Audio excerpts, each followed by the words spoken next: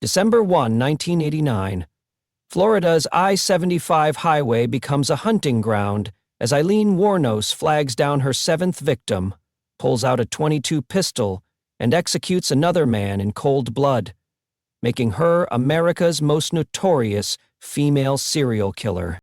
For over a year, Aileen had been prowling Florida's highways like a predator, using her appearance as either a stranded motorist or a prostitute to lure unsuspecting men to their deaths.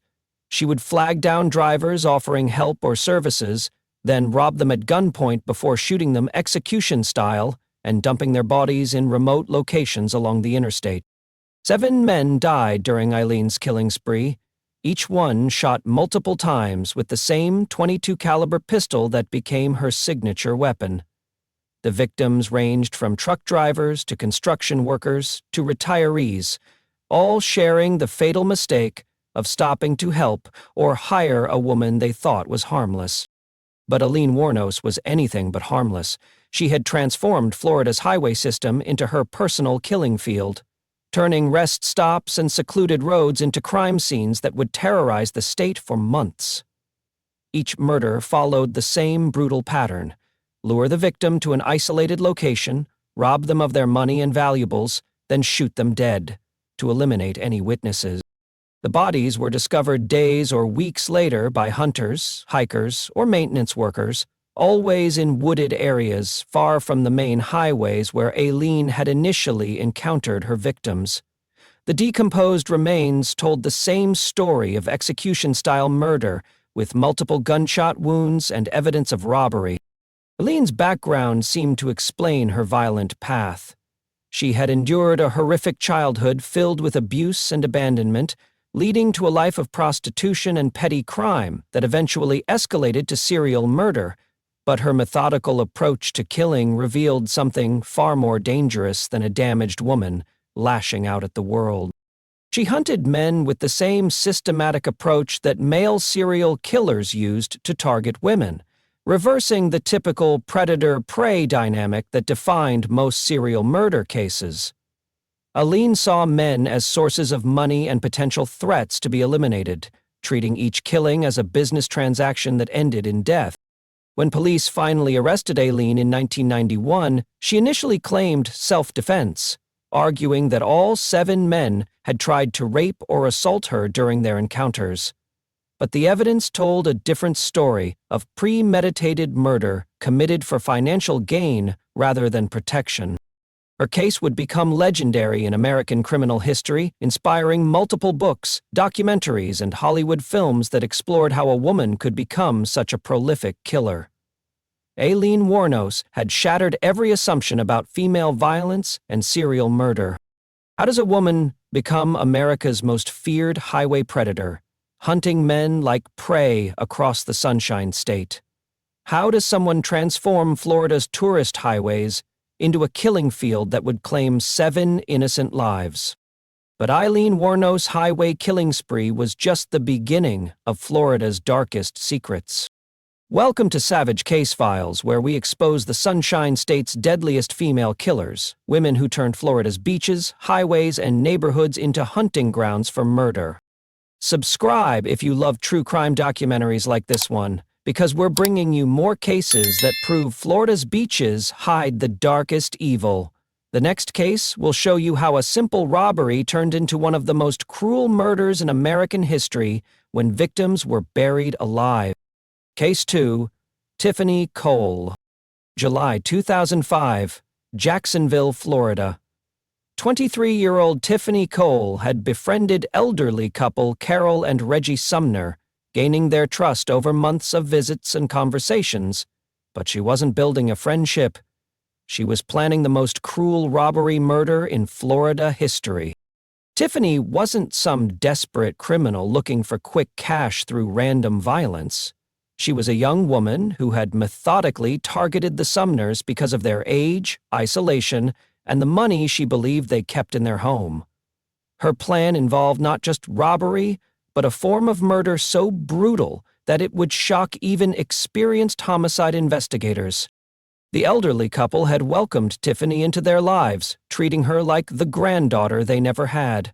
Carol and Reggie were retired and living quietly in their Jacksonville home, trusting the young woman who seemed genuinely interested in spending time with them and helping with household tasks. On July 1, 2005, Tiffany arrived at the Sumners' home with 3 male accomplices, ready to execute the robbery she had been planning for weeks. But instead of simply taking their money and leaving, Tiffany and her crew decided that the elderly couple had to die to prevent them from identifying their attackers. What happened next would become one of the most horrific crimes in Florida history. After robbing the Sumners of their money and valuables, Tiffany and her accomplices forced the terrified elderly couple into their own car and drove them across state lines to a remote location in Georgia. There, in a wooded area far from any help, they forced Carol and Reggie Sumner to lie down in a shallow grave that had been hastily dug in the dirt. The elderly couple begged for their lives, promising not to identify their attackers if they were allowed to live. But Tiffany and her crew had already decided their fate. They buried Carol and Reggie Sumner alive, shoveling dirt over their faces while the couple was still breathing and conscious. The victims died slowly from suffocation, trapped underground, while their killers drove away with the stolen money and jewelry. When the bodies were discovered days later, the medical examiner confirmed the worst fears of investigators. Both victims had dirt in their lungs and airways, proving that they had been breathing when the soil was thrown over them. They had died the most terrifying death imaginable, buried alive by people they had trusted. The investigation led police to Tiffany and her accomplices through financial records and witness testimony about their relationship with the victims. Evidence showed that Tiffany had been the mastermind who identified the targets and planned the robbery that escalated to live burial. At trial, prosecutors argued that Tiffany had committed first-degree murder in the most cruel manner possible, showing complete disregard for human life and dignity. The jury agreed and sentenced her to death for the murders of Carol and Reggie Sumner. Tiffany Cole remains on Florida's death row, her case serving as one of the most disturbing examples of how greed can drive people to commit unimaginable cruelty against innocent victims. From live burial to child torture, in Florida's most heartbreaking case of maternal violence. Case 3, Ana Maria Cardona. November 1990, Miami-Dade County, Florida. 3-year-old Lazaro Figueroa, nicknamed Baby Lollipops for his love of candy, was dying from systematic torture inflicted by his own mother, Ana Maria Cardona, who had spent months abusing the toddler in ways so horrific that his case would haunt Florida's child protection system for decades. And it wasn't some overwhelmed single mother who accidentally harmed her child through neglect or a moment of lost control. She was a woman who had deliberately and systematically tortured her 3-year-old son over an extended period, inflicting injuries that medical experts would later describe as some of the worst child abuse they had ever documented. Baby Lollipops had endured unimaginable suffering at the hands of the woman who was supposed to protect him. Anna had beaten him with various objects, burned him with cigarettes and hot water, and subjected him to other forms of torture that left his small body covered in wounds, scars, and evidence of prolonged abuse. The toddler's injuries were so extensive that when he was finally brought to the hospital, doctors initially struggled to believe that one person could inflict so much damage on such a small child. His body showed signs of multiple beatings, burns, and trauma that had occurred over weeks or months of systematic abuse. Despite medical intervention, Baby Lollipops died from his injuries, his small body unable to survive the torture that Anna had inflicted. The medical examiner's report detailed injuries so severe that experienced investigators had difficulty processing the level of cruelty involved. The case became known as Baby Lollipops because of the child's innocent love for candy, a detail that made his torture and death even more heartbreaking for the community and investigators who worked the case. The nickname became a symbol of innocence, destroyed by maternal violence. Anna's prosecution became one of the most complex and lengthy in Florida history, with multiple trials, appeals, and legal proceedings that stretched across decades. The case was complicated by legal technicalities, changes in death penalty law, and the extensive nature of the evidence documenting the child's abuse. Throughout the legal proceedings, Anna showed little remorse for her actions, maintaining her innocence despite overwhelming medical evidence of the torture she had inflicted on her son. Her lack of emotion during court proceedings shocked observers, who expected to see some sign of maternal grief or regret. The case highlighted failures in Florida's child protection system that had allowed the abuse to continue for so long without intervention. Social workers, neighbors, and family members had missed or ignored signs that baby Lollipops was being tortured by his own mother. After multiple trials and appeals spanning nearly 3 decades, Ana Maria Cardona was finally convicted of second-degree murder in 2017. The jury found that she had killed her son through prolonged abuse and torture, though the exact cause of death remained disputed due to the extensive nature of his injuries.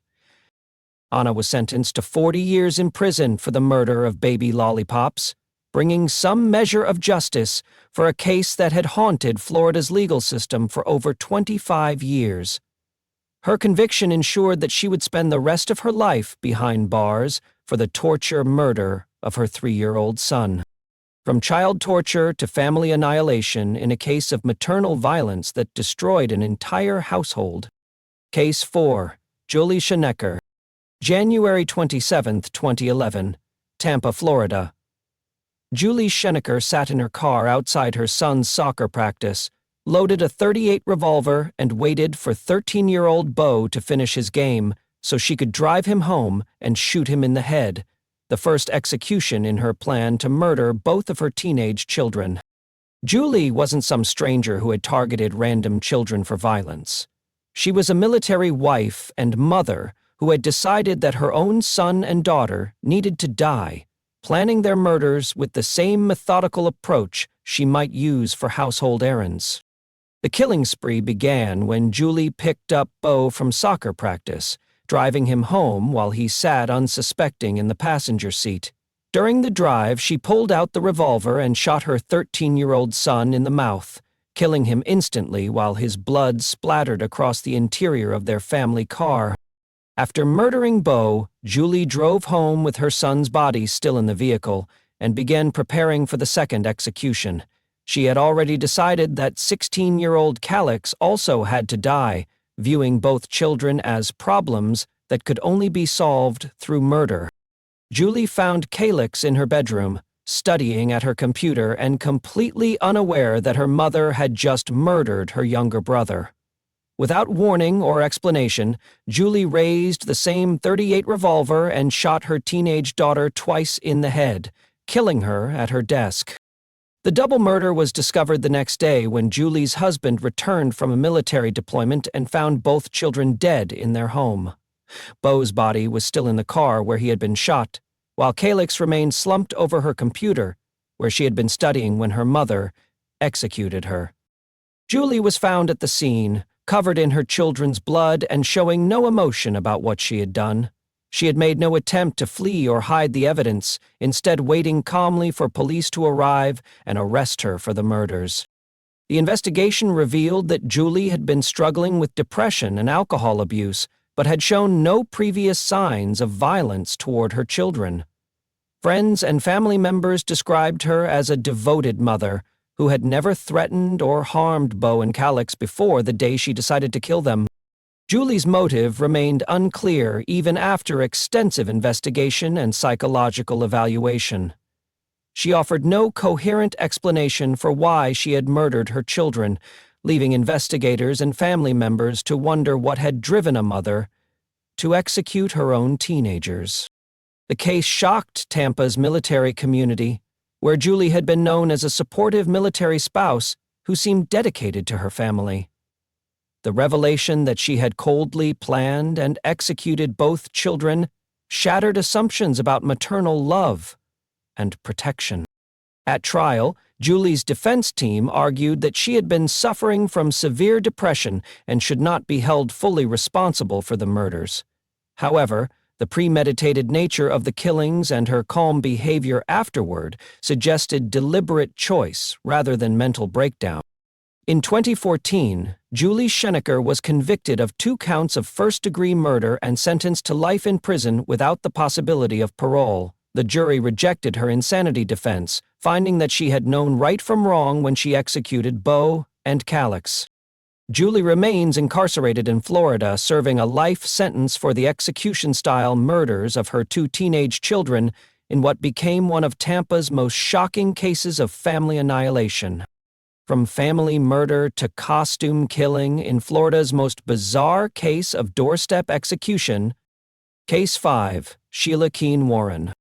May 26, 1990, Wellington, Florida, Marlene Warren opened her front door to find a cheerful clown holding colorful balloons and beautiful flowers, but the costumed visitor wasn't there to entertain. It was Sheila Keene Warren, who had dressed as a clown to get close enough to shoot Marlene in the face and escape in one of the most bizarre murders in Florida history. Sheila wasn't some random killer who had chosen Marlene as a victim of opportunity. She was a woman involved in a love triangle with Marlene's husband, Michael, and she had decided that murder was the best way to eliminate her romantic rival and claim the man she wanted. The doorstep execution was planned with theatrical precision. Sheila had purchased the clown costume, balloons, and flowers specifically for the murder, knowing that the cheerful disguise would allow her to approach Marlene's home without arousing suspicion from neighbors or witnesses. When Marlene answered the door that Saturday morning, she saw what appeared to be a friendly clown making a special delivery. The costume was complete with colorful wig, painted face, and oversized shoes. Everything needed to create the illusion of innocent entertainment, rather than deadly intent. But as Marlene reached for the flowers, Sheila pulled out a gun and shot her victim in the face at point-blank range. The balloons floated away as Marlene collapsed in her doorway, bleeding to death, while the killer clown calmly walked back to a waiting car and drove away. Witnesses saw the clown leaving the scene, but couldn't identify the person beneath the costume and makeup. The bizarre nature of the crime, a murder committed by someone dressed as a children's entertainer, captured national attention and made the case legendary in true crime circles. The investigation initially focused on Michael Warren, Marlene's husband, who stood to benefit financially from her death and had been having an affair with Sheila. However, proving Sheila's role as the killer clown proved difficult, without physical evidence linking her to the costume or weapon. For 27 years, the case remained unsolved as investigators struggled to build a prosecutable case against Sheila, who had married Michael Warren after Marlene's murder and moved away from Florida. The killer clown case became one of Palm Beach County's most famous cold cases. The breakthrough came in 2017, when advances in DNA technology and renewed investigation efforts finally provided enough evidence to charge Sheila with first-degree murder. Hair fibers found in the getaway car were linked to her through genetic testing. Sheila was arrested and extradited back to Florida to face trial for the clown costume murder that had haunted the community for nearly 3 decades. The case had become so famous that it inspired documentaries, books, and television specials about the killer clown. Rather than face trial and potential life imprisonment, Sheila accepted a plea deal in 2023 that reduced the charge to second-degree murder. She was sentenced to 12 years in prison, but received credit for time already served while awaiting trial. In 2024, Sheila Keene Warren was released from prison after serving her sentence for the killer clown murder.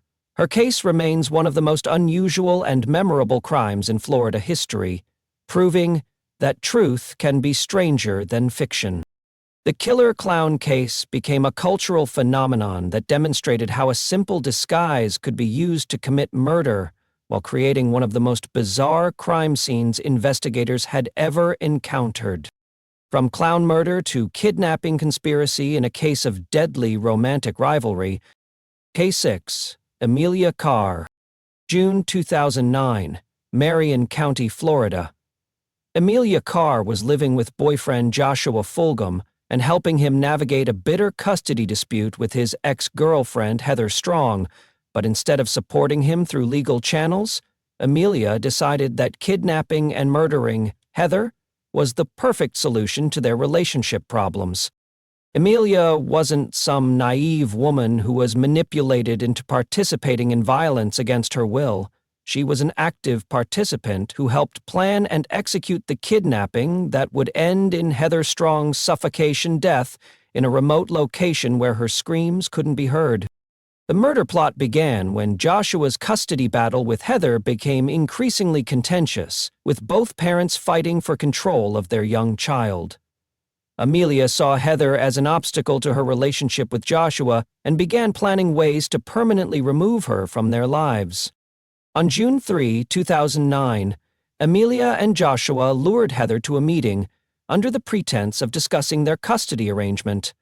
Instead of negotiating, they kidnapped the young mother and transported her to an isolated area where they could kill her without being discovered. The kidnapping quickly escalated to torture as Amelia and Joshua bound Heather with duct tape and rope, ensuring that she couldn't escape or fight back against what was about to happen. Heather begged for her life, promising to give up custody rights if they would let her live to see her child again. But Amelia and Joshua had already decided that Heather had to die. They placed a plastic bag over her head and held it there while she struggled desperately for air, suffocating her slowly while she fought against the restraints that prevented her from removing the bag. Heather Strong died from asphyxiation, her final moments filled with terror as the woman who had helped steal her child now stole her life. Amelia watched the suffocation without showing any mercy or remorse for the mother who would never see her child grow up. After murdering Heather, Amelia and Joshua disposed of her body in a remote location and returned home to continue their relationship as if nothing had happened. They believed that eliminating Heather would solve their custody problems and allow them to raise the child without interference. The investigation began when Heather was reported missing by family members who became concerned when she failed to return home from the custody meeting. Police quickly focused on Joshua and Amelia as the last people known to have contact with the victim.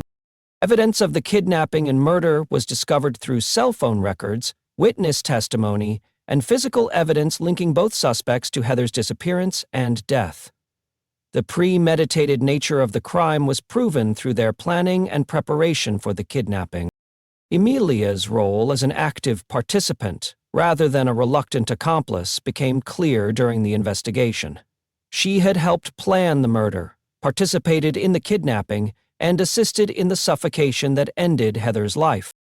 At trial, prosecutors argued that Amelia had committed first-degree murder through a premeditated conspiracy to eliminate her boyfriend's ex-girlfriend. The jury found her guilty and initially sentenced her to death for the kidnapping and suffocation murder. However, Amelia's death sentence was later commuted to life in prison without the possibility of parole. She remains incarcerated in Florida, serving a life sentence for the suffocation murder of Heather Strong. From suffocation murder to murder for hire in Florida's most complex assassination conspiracy. Case 7. Catherine Katie Magbanua. July 18, 2014. Tallahassee, Florida.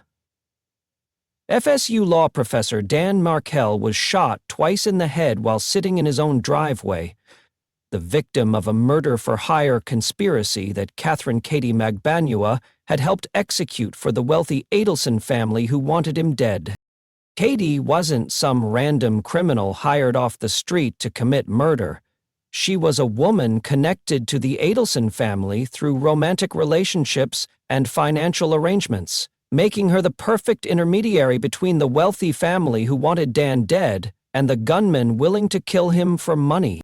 Dan Markell was a respected law professor at Florida State University who had been locked in a bitter custody battle with his ex-wife Wendy Adelson over their 2 young children.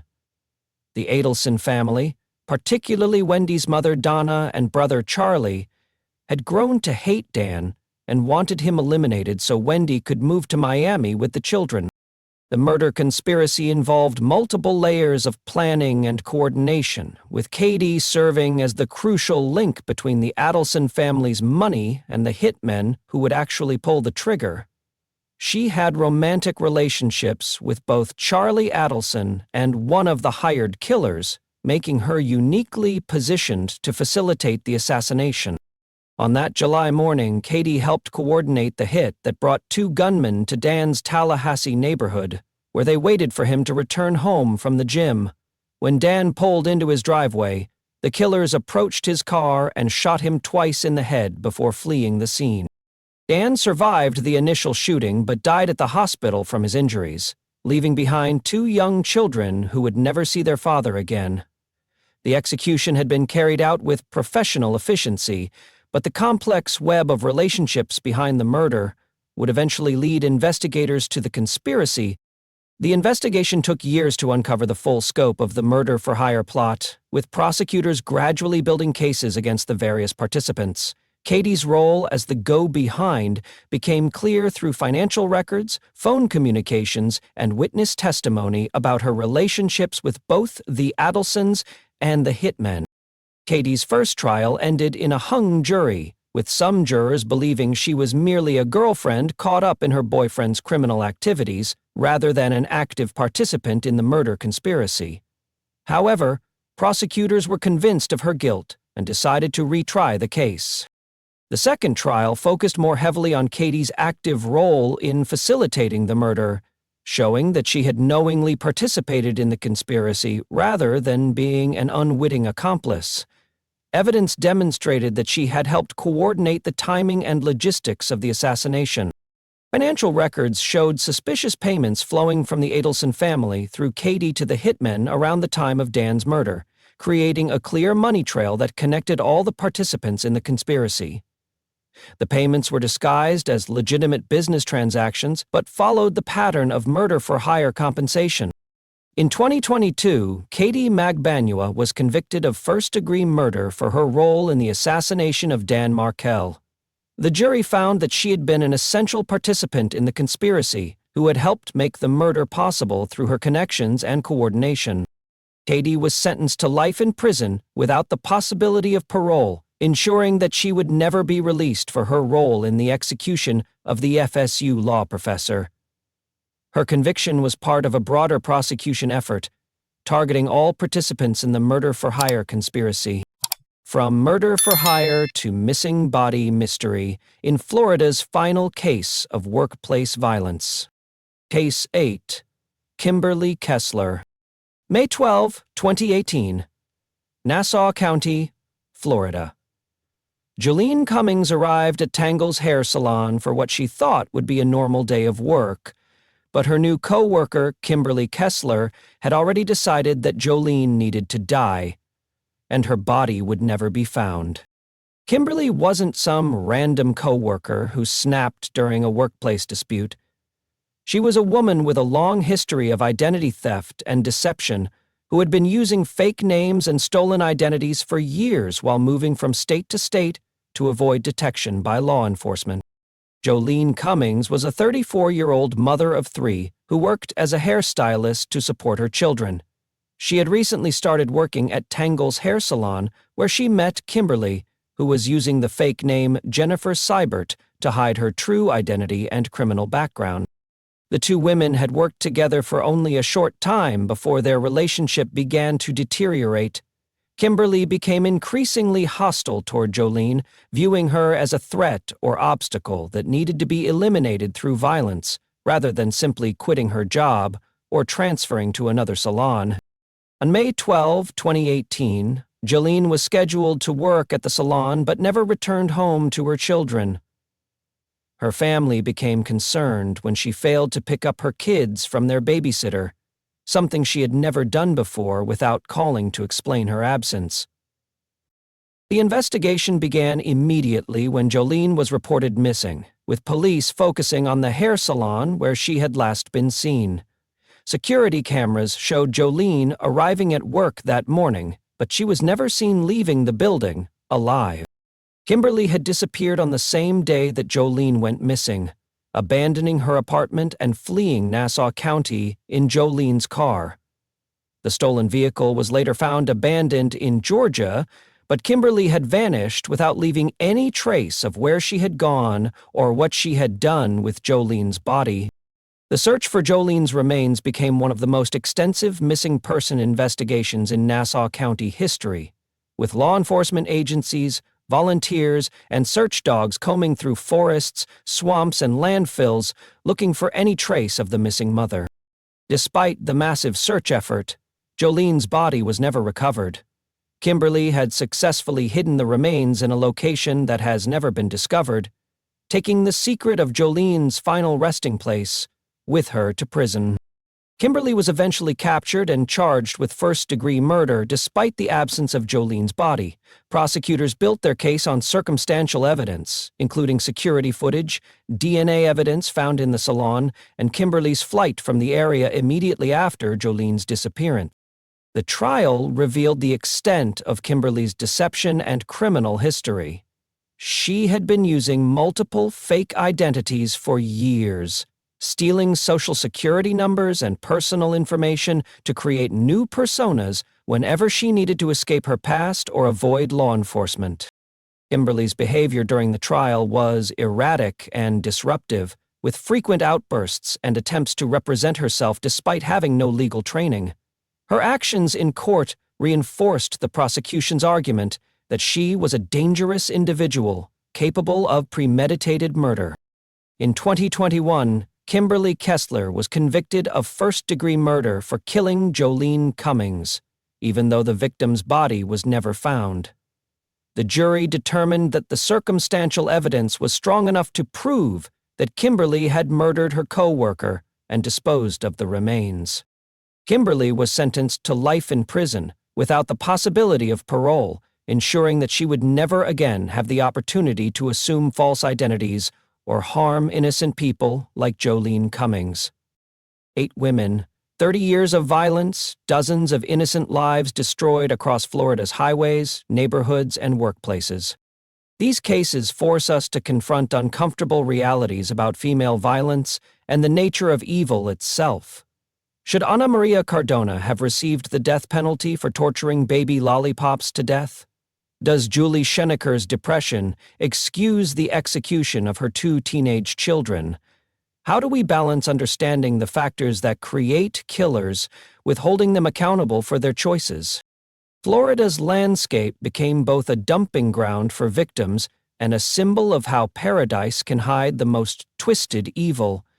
These women turned the state's beaches, highways, and tourist destinations into backdrops for unimaginable violence that shattered families and communities. Which case disturbed you most? Should Aileen Wuornos have been executed while other female killers received life sentences? Do you think the killer clown deserved to be free after serving only 12 years for doorstep execution?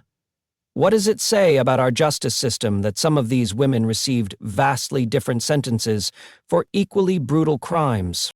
Drop your thoughts in the comments below, but remember, understanding these killers isn't about excusing their actions. It's about recognizing that evil doesn't discriminate by gender, social status, or geographic location. Subscribe for more interesting reveals of the darkest true crimes untold.